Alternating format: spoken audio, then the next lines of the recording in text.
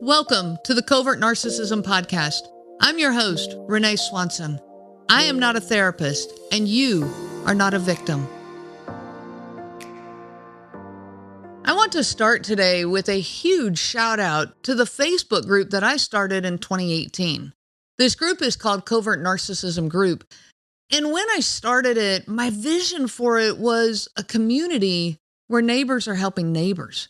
That was my goal for this group, and it has become just that. It has become an amazing place for men and women both.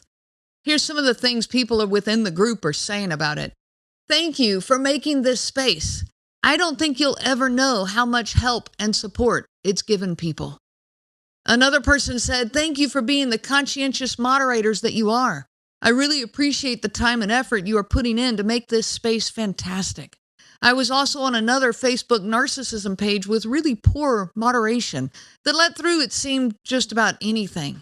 I left it within a week because it wasn't helpful and it bordered on hurting my progress. The difference you make is incredible. Another person wrote, in all honesty, this group is by far the safest and most comfortable group to talk in. I know it takes work, and I always appreciate it. This group was instrumental in helping me heal as much as I have. And the comments go on and on. You know, in a world where the community is struggling, neighbors don't know each other, friends are very spread out from each other, families are throughout multiple states and barely talking sometimes, we need community. A place where we are safe and welcome, where our thoughts and our feelings matter. So I am so grateful for this Facebook group. For the members that are there, you make this group what it is. For the team that volunteers their time to moderate this group 24/7. I want to include a big shout out to Eleanor Marks, the head of that team. I am so thankful for the organization, the work that she puts in to make that team what it is. Thank you, everyone, for proving the power of community. If you're not part of that group, come on in and join us. It's the Covert Narcissism Group on Facebook. Now let's dive into today's topic. Emotional abuse consumption. Now let me explain what I mean here. So I want you to imagine that you have a husband and a wife. And I'm going to put it this way, but I know very well it could go the other way around. So the husband hits his wife 2 times every month. But just 2 times. Now, you never know what it's going to be about, what's going to set him off. It could be because she forgot to put gas in the car or because dinner was 10 minutes late. You never know. But only 2 times each month, on average. Now, the rest of the month, the other 28, 29 days, he's good. He helps with the chores, he pays the bills, he engages in conversation, he buys her gifts, he plays with the kids. The rest of the time is okay to even sometimes good. So on 2 days, things are really bad, but on the other days, they're just okay and sometimes good. Well, if you think about this, that's like 6% of the time that things are really bad, and 94% of the time that things are really good. Well, so statistically, this is a good marriage, right? She should stay, right? And in fact, she should be grateful.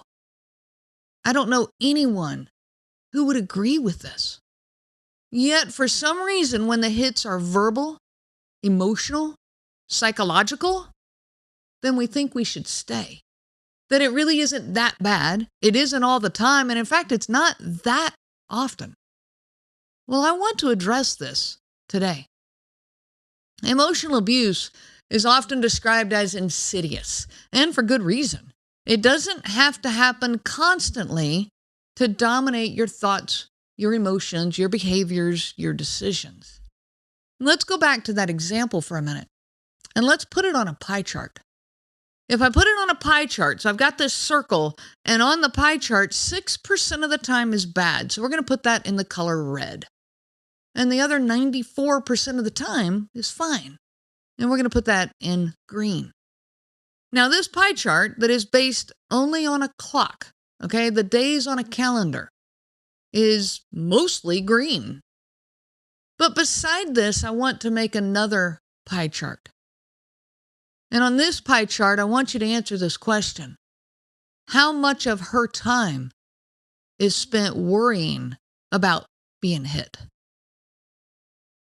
That pie chart is 100% of the time. For her, this is constant and consuming.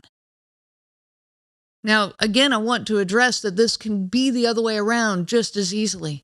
This is a wife who is treating her husband 94% of the time fine, but the other 6% of the time hitting him with her words, putting him down, making fun of him, belittling him, invalidating him. It is no different, and it's not based on gender. Now, maybe the verbal and psychologically destructive behavior is more like 10 to 25% of the time on a clock, okay? And much of the time is this strange okay place, which I'm going to talk about here in a minute. But looking at that pie chart, most of the pie would still be green. And in fact, that 10 to 25% of the time would be spread out in little slivers all the way around. You know, it might look like a peppermint candy where you've got, mostly green, but these little red slivers of bad behavior. Yet again, how much of your time is spent anticipating the abuse, analyzing the abuse, trying to avoid the abuse? 100% of the time. Even if the abuse only happens 10 to 25% of the time, the fear of it, the anticipation of it, and the recovery from it consumes you all the time. Now, let's talk about why that is and what we can do to take back our mental and emotional space. So I want to give you what I call the emotional landmine effect. Imagine walking through a field that you've been told has landmines in it. It's littered with landmines. Now, most of that field would be safe. It doesn't take very many landmines to terrify you. It doesn't take very many landmines to cause you to not walk through that field. In fact, the actual square footage of safe land compared to unsafe, there's going to be a large amount of safe spaces to step. But the unknown paralyzes you. Walking across that field would be terrifying because every step could potentially be fatal. So every step you take would be extremely calculated. Your body would be tense, your heart racing, you're looking around for any sign of the danger, hypervigilantly scanning the ground for any sign of a landmine. And even if you don't step on one today, the sheer fear of what could happen keeps you paralyzed. This is what living with emotional abuse feels like. It's a field littered with landmines. You're constantly bracing yourself for the next explosion, terrified to take the next step, whether that be asking what's for dinner, borrowing a few dollars, or asking them to pick up some milk. You see, these landmines don't come from big things. Even the little things aren't safe. So you overanalyze your words, your actions, and even your tone of voice. Even the simplest of conversations are not simple. You wonder, will this set them off? Am I going to pay for this later? What if I say it wrong? It's not just the abusive episodes that are draining. It's the constant vigilance. Maybe the actual moments of abusive behavior, like I said, only make up 10 to 25% of your relationship. But because of how severe, unpredictable, and unreasonable those moments are, they overshadow everything else. I've said before, the punishment doesn't match the crime. A 3-hour lecture because you forgot to put gas in the car is not reasonable. A 2-day silent treatment because you asked them to mow the grass doesn't match up. The responses you get from a covert narcissist leave a mark. They leave painful wounds inside of you. They condition you to spend your 75 to 90% of the time worrying about what's going to happen next and when it's going to happen again. Let's say your partner lashes out once a week. That might not sound like a lot to someone who's never experienced it. This is why other people don't get it, because it doesn't sound like it's that big of a deal. But for you, it's not just about that one incident. I've talked before about the 1,000 bee stings. This is so repetitive and such an ongoing cycle of behavior that even each single incident has more to it than a single incident. Let me explain what I mean. It's about the hours leading up to it. Trying to think through 50 different ways to say it, 100 different ways to say it to find the right one. You're walking on eggshells trying to prevent it. It's about the aftermath where you're replaying the situation in your mind over and over, trying to figure out what went wrong. What did I do wrong? How could I have stopped it? It's about the days in between when you're on high alert, scanning for any signs that it's coming again. This is the hidden cost of emotional abuse. So when we say that people who have not lived it don't get it, they're only looking at the pie chart that's about the abusive behavior. They don't see the other pie chart. They don't even realize that it exists. They only see the one that's 94% of the time good, or 90%, or even 80%, whatever it is. And these little slivers of, yeah, you got mad at me because I forgot to put gas in the car, they blow it off. But they don't see the other pie chart. They don't see the constant effect of the abuse that's inside of you. This abuse doesn't just take the time it's happening. It takes over your entire life. When you go back to the landmines in the ground, the fear of the unknown is a real thing. Not knowing where the landmines are is terrifying. Even if there was only one landmine and you're in a football field, you got to cross a football field and there's only one landmine in that field. That would still be utterly terrifying. Life with a covert narcissist is full of the fear of the unknown. The emotional abuse is unpredictable. It's predictable in that you know it's always going to come back. So you know the landmine is there, but it's unpredictable in that you never know what's going to cause it, what's going to bring it, what's going to set them off. The abuser might be calm one day, even charming, and the very next day, they're criticizing everything you do. This unpredictability keeps the victims in a constant state of hyper-awareness. You can predict that the abusive behavior will happen. It's the when that's unpredictable. Your brain is working overtime, trying to spot patterns, predict triggers, avoid conflict. You replay past arguments, trying to figure out, analyze it. What went wrong? What can I fix? You imagine future scenarios, rehearsing how you'll respond. It's exhausting. It's consuming. It's no wonder that so many victims feel like they're losing themselves in this relationship. This is what people who haven't lived it don't get. In a healthy relationship, your mental energy is spent on shared goals, on personal growth, on joyful moments. But in an abusive relationship, your mental energy is consumed by survival. You're constantly calculating, how do I keep the peace today? What mood are they in? How do I protect myself? How do I protect my kids? And when you're not actively thinking about it, it's still there. It's like a low-level hum in the back of your mind. It's always there. Even your good days are tainted by the knowledge that it could all come crashing down at any moment. So how do we stop emotional abuse from consuming our minds? The first step is awareness. Recognizing the full impact of the abuse on your mental and emotional space is crucial. It's not just about the incidents themselves. It's about the ripple effects that touch every part of your life.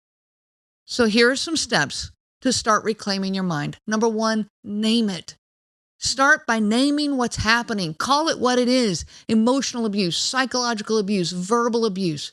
Giving it a name helps you to see it clearly and to begin to separate it from you, your identity, and your reactions. Number two is set boundaries. Now, boundaries are not about controlling the other person. They're about protecting yourself. It might be as simple as saying, I won't engage in this conversation if you're yelling at me. And then walk away. And become a broken record. You don't need to over-explain this. You don't need to find the 100 different ways to say it. This sentence is enough. I won't engage in this conversation if you're yelling at me. Number 3, find support, whether it's a trusted friend, a support group, or a therapist. Having someone to talk to can help you process your experiences and start to see things more objectively.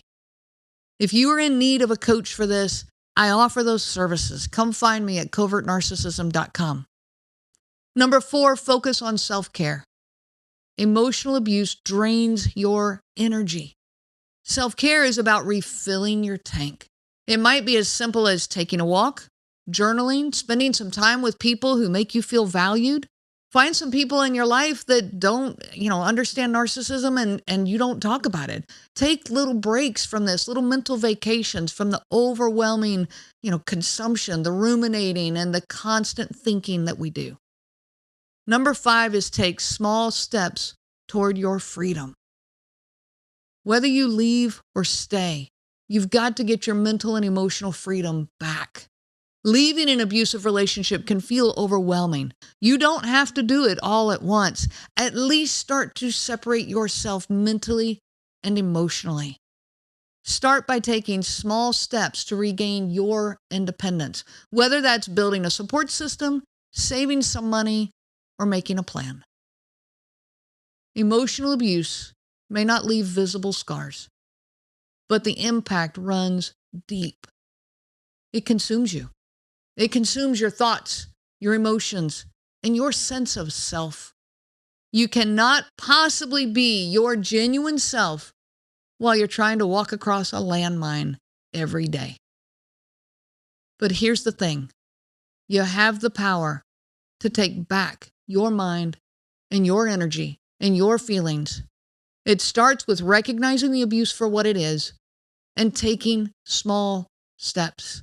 It doesn't matter how small, it's progress toward reclaiming you back. Thank you for listening today. If this resonated with you, please know that you are not alone. Healing is possible, and you deserve a life free from the constant weight of emotional abuse. I am here to support you every step of the way. If you'd like to work with me directly, I offer individual and small group coaching sessions. They're currently available on covertnarcissism.com. Thank you so much for joining me, and I wish you so much peace on your journey of healing. You have been listening to the Covert Narcissism podcast. If you are struggling with covert narcissism in your life, I help people to heal from covert narcissistic abuse. If you are struggling with the isolation, the self-doubt, and the obsessive thinking, then this is the program for you. I offer both group and individual options. This is live, personalized coaching that is specific to covert narcissism. Reach out to me anytime. You can find me at my website, covertnarcissism.com. I'm not a therapist and you are not a victim. I am a coach and you are a survivor. I wish you so much peace on your journey of healing. The information provided by Renee Swanson and the Covert Narcissism podcast is for educational purposes only and is not to be used for diagnosis purposes and not intended to be a substitute for clinical care. Please consult a healthcare provider for guidance specific to your case. This material discusses narcissism in general. It does not claim that any specific person has narcissism and should not be used to refer to any specific person as having narcissism. Permission is not granted to link to or repost this material to support an allegation or a claim that any specific person is a narcissist. That would be an unauthorized misuse of the material and information provided.